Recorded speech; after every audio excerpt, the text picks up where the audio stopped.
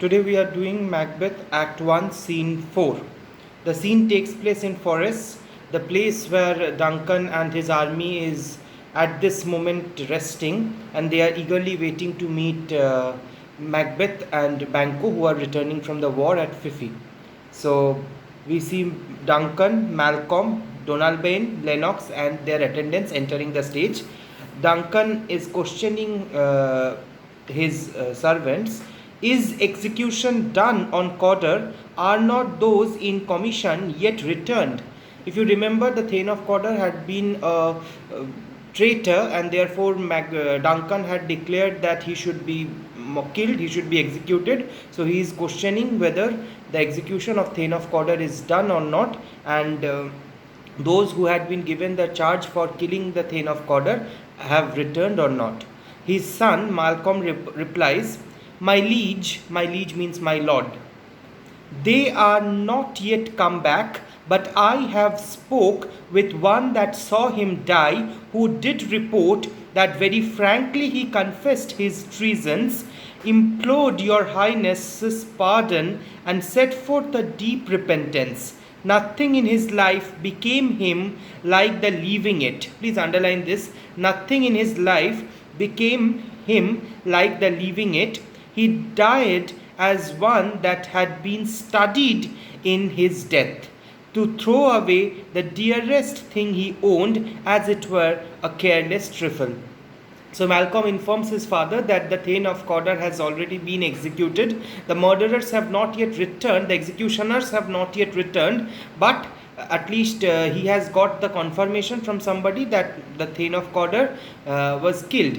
And before his death, he confessed his guilt. He told the truth that he had committed treason against the king, and also he begged for the forgiveness of the king, and he was so sorry for the mistake, he was so repentant for the mistake, that he died very calmly. That means, though his life was not a worthy one, but his death was quite worthy. He died without any protest, without any fighting or something like that. So he calmly accepted the decree of the king, the order of the king, and he just threw away the dearest thing, that is his own life, to die.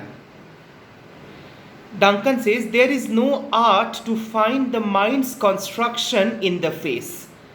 This is a very, very important line. Please underline this. He was a gentleman on whom I built an absolute trust. So Duncan says that there is nothing, no technology that can teach you to read the mind of a person. You cannot actually know what kind of person he or she is standing in front of you, because the face does not always reveal what is going on in the mind. So Duncan is saying that appearances are deceptive, and the moment he makes this particular dialogue, that appearances are deceptive, we see Macbeth and Banquo along with Ross and Angus enters the stage. So Macbeth's entry at a point when Duncan says that there is no technique to find out what's going on in the mind of a person is indeed very ironical, because we will see that in the later part of the play, Duncan will again fail to read what is going on in the mind of Macbeth. He will trust Macbeth, and this trust will take his life. So this is indeed very strong irony, that at the death of Thane of Cawdor, Duncan says that there is no technique to find out what is going on in the mind of a person, and he again does the same mistake in case of Macbeth.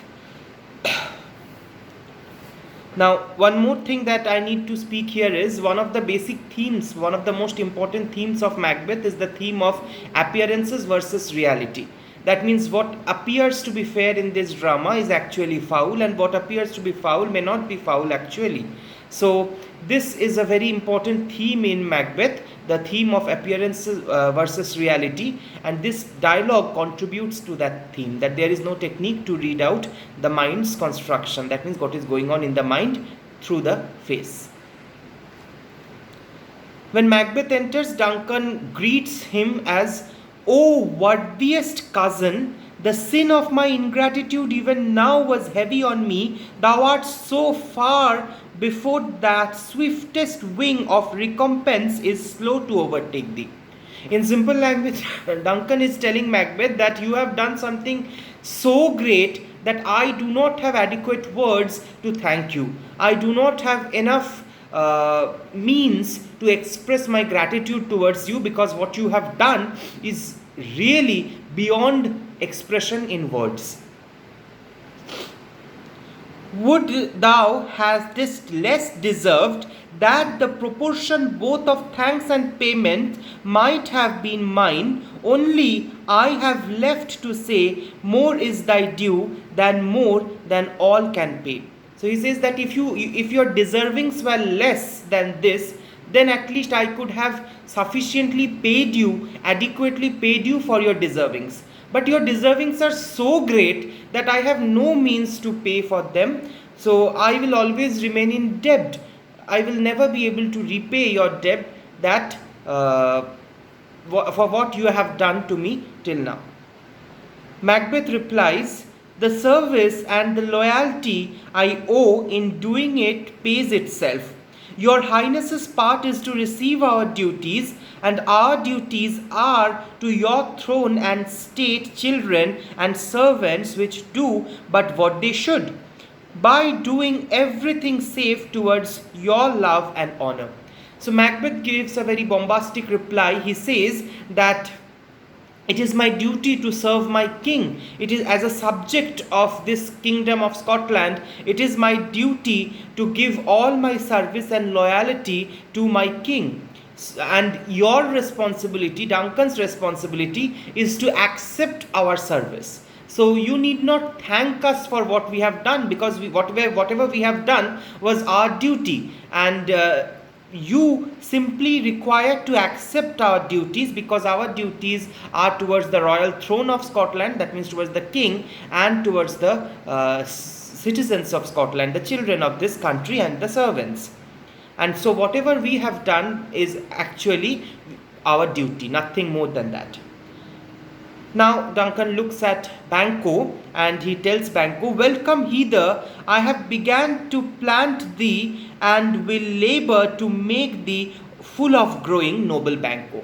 So he uses a beautiful metaphor here. He says that Banquo, I have planted you as a seed in my heart, and you know that if the seed gets proper water and proper sunshine, it will grow into a plant. So just like you are growing, I have planted you in my heart, I am sure like a seed you will grow there. That means the love for Banquo will increase in the heart of Duncan with every passing year.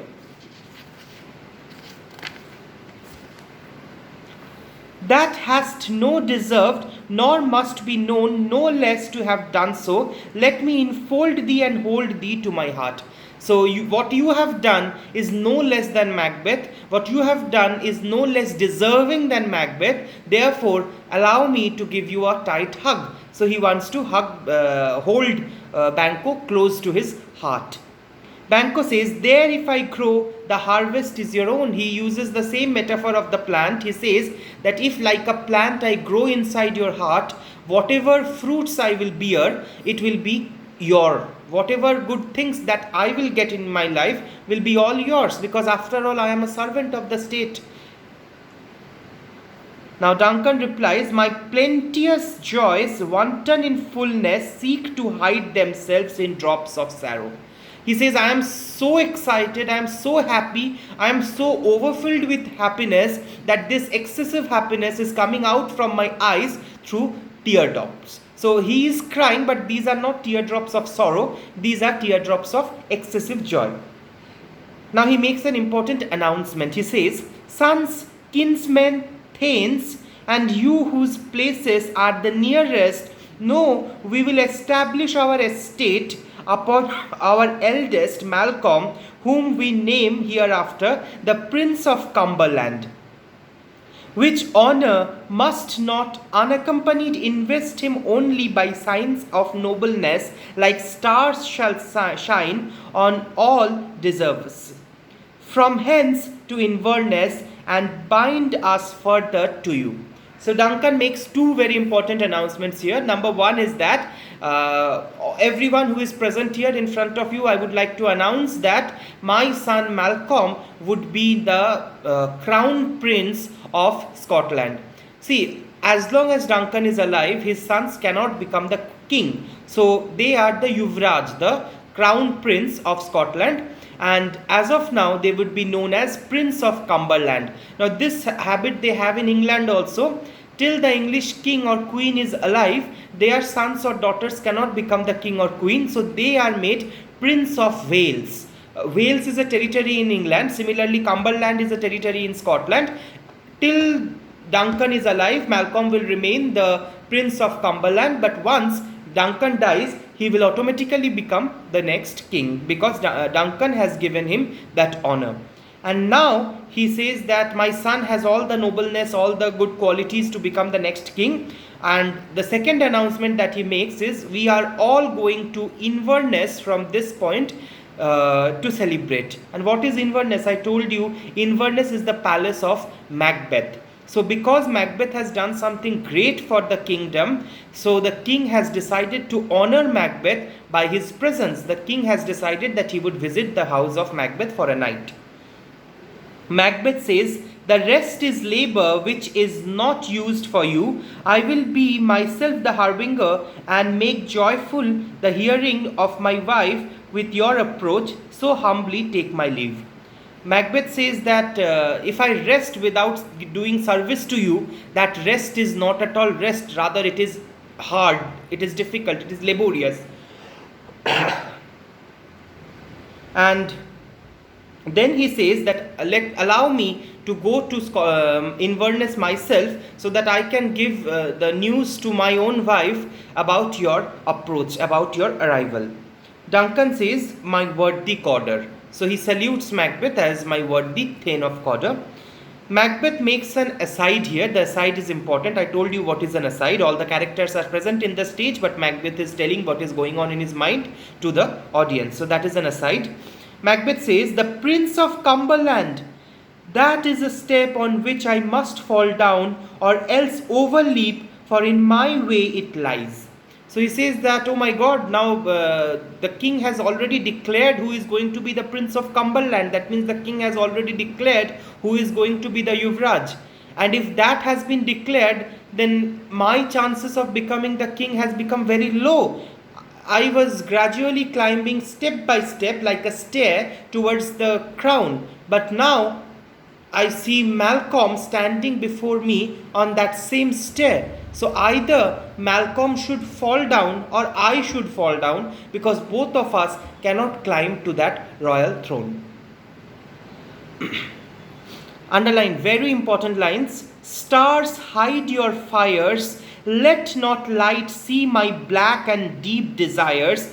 The eye wink at the hand. Yet let that be the eye fears when it is done to see. So he says that there is something very dark and dirty going on in my mind. Obviously it is the idea of murder. And he says that because something dark and dirty is going on, let the stars in the sky, let the sun and the moon and the stars hide their fires, that means hide their light, so that nobody can see the dark plan that is going on in my mind. He wants nature to be completely overshadowed with darkness, so that no one can see his dark designs, no one can look into his dark plans. He also says that eyes, close yourself so that you cannot see what my hand is planning to do. What his hand is planning to do is obviously the murder of Duncan. So he doesn't even want his eyes to see it and report it to the brain. Now you see, in the whole drama of Macbeth, you will see after this, all important scenes are taking place in darkness, as if Macbeth himself had called upon that darkness to cover the whole story. You will see all important scenes like sleepwalking scene, banquet scene, murder scene. Most important scenes of Macbeth take place at night, because Macbeth himself had called the darkness to come and stay. So the darkness actually comes over the whole drama with this speech of Macbeth. Now Duncan talks to, Macbeth has gone, so Duncan talks to Banquo. He says, True worthy Banco, he is so full, he is full so valiant, and in his commendations I am fed. It is a banquet to me. Let's after him, whose care is gone before to bid us welcome. It is a peerless kinsman. So it tells Banquo that indeed Macbeth is very courageous and very brave, and I know that we are going to celebrate very much in his house. So let us start our journey, because he has already started for his palace. So we should also follow him and go to his palace. He is a peerless kinsman. Peerless means matchless, and kinsman means relative. So he is my matchless relative. There is no match for Macbeth in my whole kin, in my whole family. So that's all for Act 1, Scene 4. We will continue with Scene 5.